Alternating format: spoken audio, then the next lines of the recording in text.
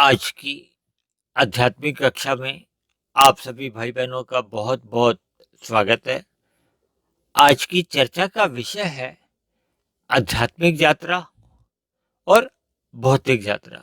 इस वीडियो के चित्र में भी हमने आध्यात्मिक यात्रा को थोड़ा बड़ा दिखाया है और भौतिक यात्रा को थोड़ा छोटा दिखाया है, ताकि हम अपने जीवन में आध्यात्मिक यात्रा को अधिक महत्व दें और भौतिक यात्रा को कम महत्व दें।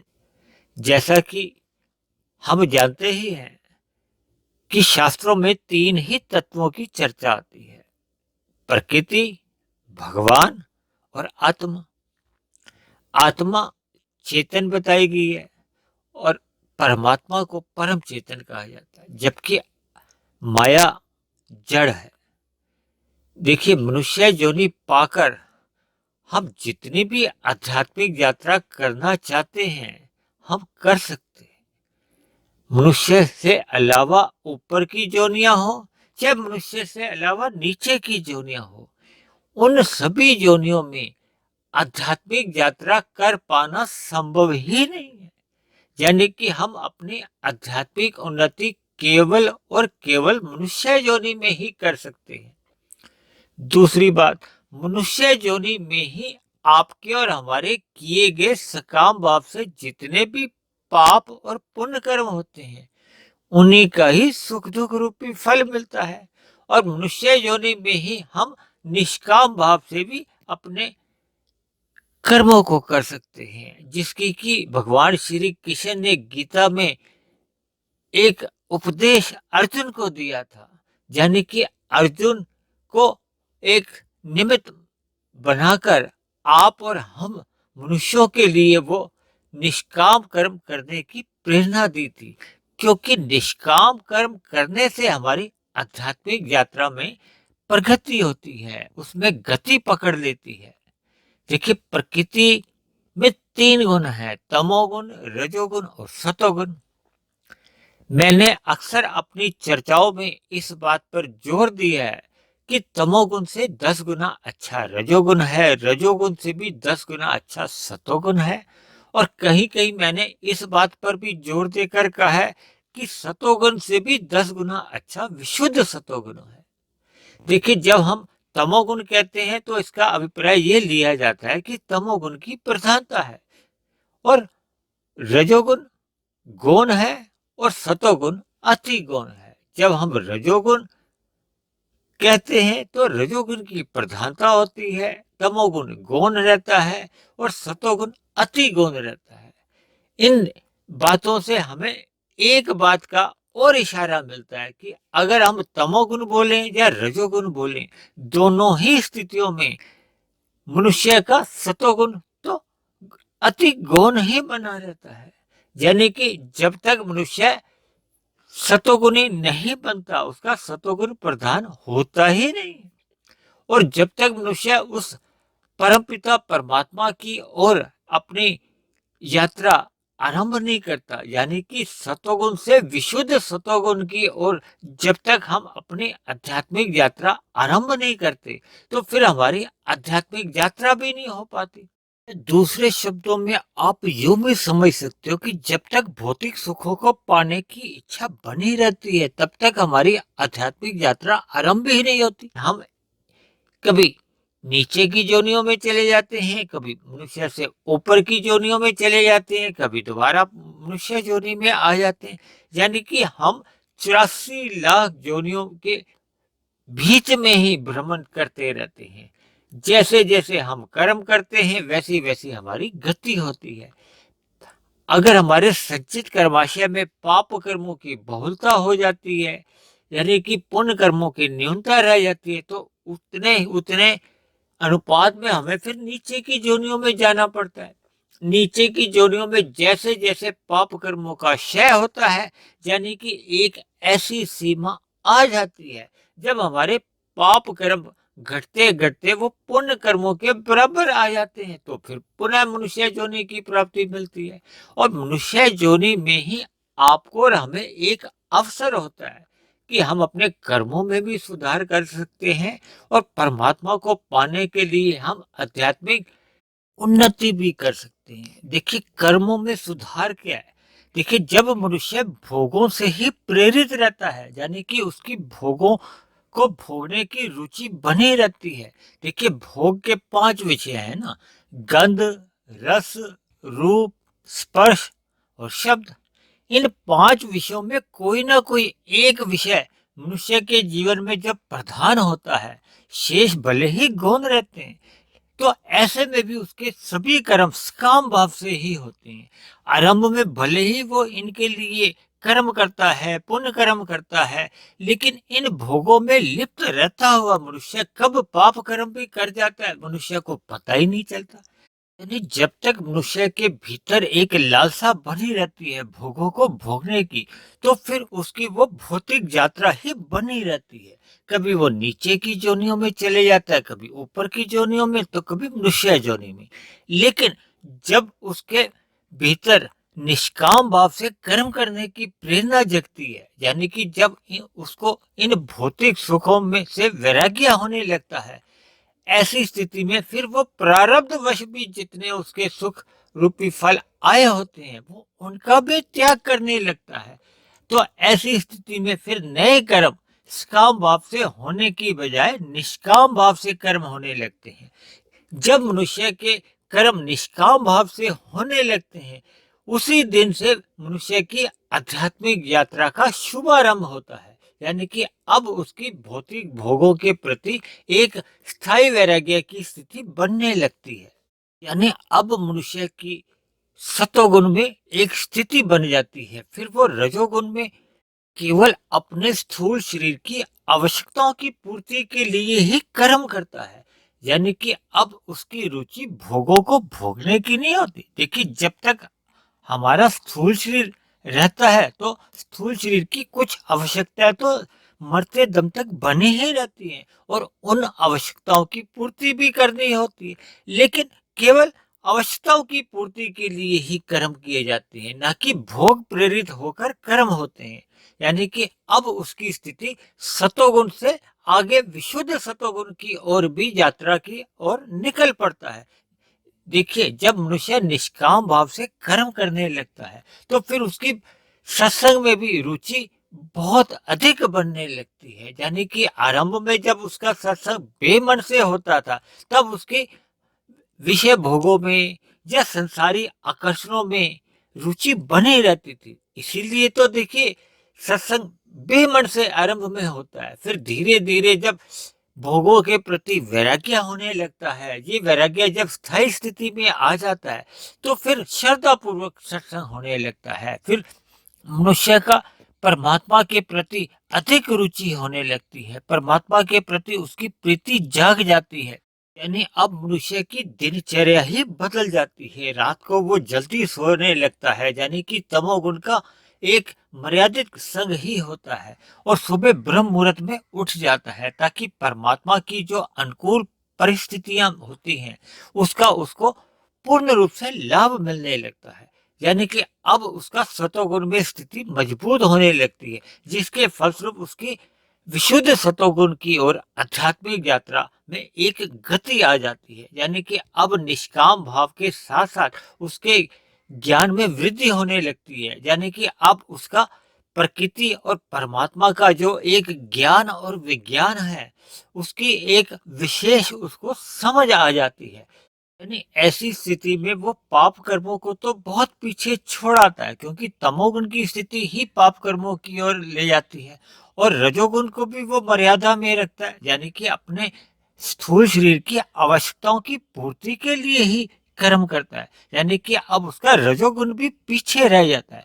अब उसकी यात्रा केवल सतोगुण से विशुद्ध सतोगुण की ओर। देखिए मैंने अक्सर अपनी चर्चाओं में तमोगुण को 1 कहा है, रजोगुण को 10 कहा है और सतोगुण को 100 से परिभाषित किया है। इसी तरह मैंने परमात्मा के लिए 1000, ये 10-10 गुना का मैंने एक फासला रखा है, आप सभी भाई बहनों को एक समझाने के लिए कि इन गुणों का हमें कितने गुना अधिक महत्व देना है। देखिए तमोगुण से 10 गुना अच्छा रजोगुण है, रजोगुण से भी 10 गुना अच्छा सतोगुण है। तमोगुण छुड़वाने के लिए रजोगुण की सलाह दी जाती है। रजोगुण से सतोगुण में लाने के लिए फिर रजोगुण भी छोड़ना होता है। मेरा तो ऐसा मानना है कि हमारे शास्त्रों में जो कर्म कांड बताए गए हैं वो इसी उद्देश्य को प्राप्ति के लिए, ताकि मनुष्य रजोगुण के भोगों में डूब नहीं जाए। यानी कि आरंभ में जो कर्म कांड एक साधारण मनुष्य लोभ से या भय से करता है, उसकी स्थिति ये होती है कि फिर वो रजोगुण से सतोगुण में आने की उसकी संभावना बढ़ जाती है। देखिए, कथा कीर्तन व्रत त्योहार बनाए जाने के पीछे भी हमारे ऋषि मुनियों का यही प्रयोजन रहा होगा कि मनुष्य बेमन से ही सतोगुण में आने का उसका रास्ता बन जाए। फिर धीरे धीरे जैसे मनुष्य सतोगुण की स्थिति में उसका ज्ञान बढ़ने लगता है, तो फिर ये जो लोभ से या भय से कर्मकांड ये समाप्त होने लगते हैं। फिर ज्ञान पूर्वक कर्मकांड ही रह जाते हैं। फिर मनुष्य का जैसे जैसे ज्ञान में वृद्धि होती है, यानी कि परमात्मा का ज्ञान विज्ञान जैसे जैसे समझ में आता है, तभी तो उसके फिर निष्काम भाव से कर्म होने लगते हैं। फिर वो उसकी भोगों के प्रति वैराग्य होने लगता है। ये एक कड़ियां कदम बाई कदम, जिसको कहते हैं ना, स्टेप बाय स्टेप बढ़ने लगती हैं, जिसके मनुष्य जीवन में एक निखार आने लगता है। देखिए, निखार तो तभी आता है जब हमारे जीवन में सतोगुण अधिक बढ़ने लगता है। देखिए, मनुष्य जोनि भले ही स्वभाव से एक रजोगुणी है, लेकिन सतोगुण बढ़ाने का या सतोगुण में जाने का मनुष्य के पास एक अवसर है, अधिकार है। यदि मनुष्य जोनि में ही आपकी और हमारी आध्यात्मिक उन्नति होने की संभावनाएं रहती है। देखिए, इसको इस बात को आप एक उदाहरण से भी समझ सकते हो कि आरंभ में जब हम बच्चों को प्ले स्कूल में भेजते हैं या छोटी छोटी क्लासों में जब बच्चा जाता है, तो आरंभ में बच्चा रोते धोते ही जाता है, हंसते हुए बच्चे कम ही जाते हैं। इसी तरह देखिए, आरंभ में हम सबका ही सत्संग बेमन से ही होता है। यानी कि बेमन का मतलब, इसको देखिए स्पष्ट भाषा में, हो सकता है आपको बुरा लगे, ये अक्सर हमारा बेमन से जो सत्संग है वो उसको आप रोते धोते ही समझ सकते हैं। यानी कि लोभ से या भय से या जैसे जैसे मनुष्य की उम्र वृद्धावस्था की ओर जाने लगती है या वृद्धावस्था की राह पर मनुष्य आगे बढ़ता जाता है, मौत का एहसास होने लगता है, तो फिर मनुष्य की सहज ही परमात्मा के प्रति कहो, सत्संग के प्रति बेमन से या धीरे धीरे वो बेमन से ही फिर श्रद्धा जगनी शुरू हो जाती है। यानी कि मनुष्य का सतोगुण में रहने का एक स्वभाव बनने लगता है, उसकी स्थिति मजबूत होने लगती है, उसके अंदर जो बुरे संस्कार समाप्त होने लगते हैं, उनके स्थान पर अच्छे अच्छे यानी शुभ संस्कार बनने लगते हैं। शुभ संस्कार देखिए सतोगुणी संस्कार ही कहलाते हैं ना, जिससे हमारी परमात्मा की ओर एक रुचि उत्पन्न होती है। परमात्मा की ओर हम जितना जितना आगे बढ़ते हैं, तो फिर उतना उतना हम माया से या प्रकृति से, भोगों से पीछे हटते जाते हैं। यानी कि दूसरे शब्दों में आप कह सकते हो कि जैसे जैसे परमात्मा में प्रीति होने लगती है, वैसे वैसे फिर ये भोगों के प्रति हमारा वैराग्य सहज स्थिति में आने लगता है। यानी कि फिर हमारे वैराग्य में हमें किसी प्रकार की कोई जोर जबरदस्ती नहीं करनी होती।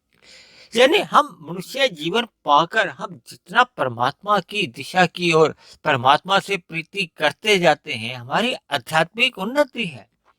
देखिए, जब मनुष्य परमात्मा की ओर चलता है, तो फिर उससे पाप कर्म होने तो बंद हो जाते हैं। यानी कि हमारा जो संचित कर्मों का जो कर्माशय है, अगर पाप कर्मों का नहीं बढ़ता, तो मरते समय मनुष्य की स्थिति क्या रहेगी कि हमारे पुण्य कर्माधिक होंगे। यानी कि हमारी जो अधोगति होने की सभी जो संभावनाएं हैं वो समाप्त हो जाती है। देखिए, कलयुग में अक्सर मनुष्य से पाप कर्म अधिक हो जाते हैं, तो फिर संचित कर्माशय में हमारा जो असंतुलन आ जाता है, उसमें पुण्य कर्मों की न्यूनता रह जाती है, पाप कर्मों की अधिकता होने पे फिर मनुष्य की मरने के बाद अधोगति होने की ही संभावना हो जाती है। देखिए, अधोगति क्या है?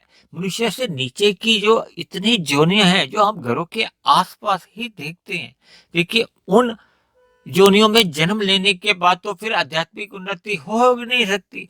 लेकिन जैसे जैसे नीचे की योनियों में पाप कर्मों को भोगा जाता है तो फिर हमारा पाप कर्मों का कर्माशय घटता जाता है। वो घट घट के एक स्थिति ऐसी आ जाती है कि जब वो पाप कर्मों पुण्य कर्म के बराबर हो जाते हैं, जब वो पाप और पुण्य कर्म संचित कर्माशय में बराबर की स्थिति में आ जाते हैं, तो फिर प्रकृति पुनः मनुष्य योनि का जन्म दे देती है। और आपको और हमें तो देखिए मनुष्य योनि का जन्म मिला हुआ है, यानी कि हमें मिले हुए जन्म में जितनी भी हम आध्यात्मिक उन्नति कर लेते हैं वो सुरक्षित बनी रहती है।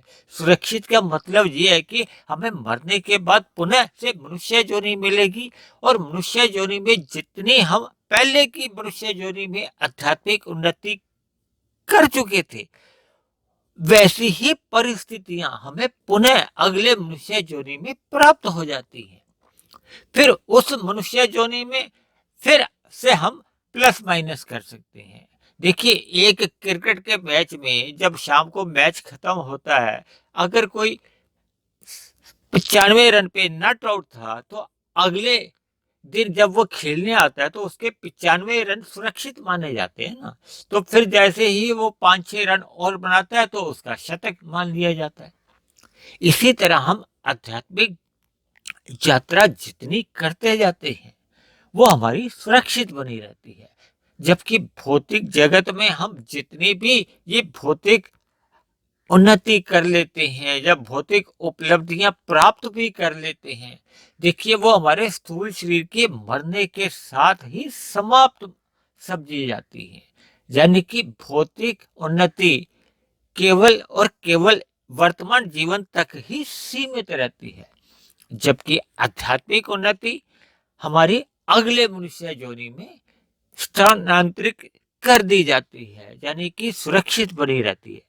इसलिए मेरी आप सभी भाई बहनों से विनती है कि अपनी आध्यात्मिक उन्नति करते रहिए, अर्थात आध्यात्मिक यात्रा की ओर ही आप अग्रसर होते रहिए, ताकि आपकी आध्यात्मिक उन्नति होती रहे और हम भौतिक गतिविधियों को केवल अपने स्थूल शरीर की आवश्यकता तक ही सीमित रखें।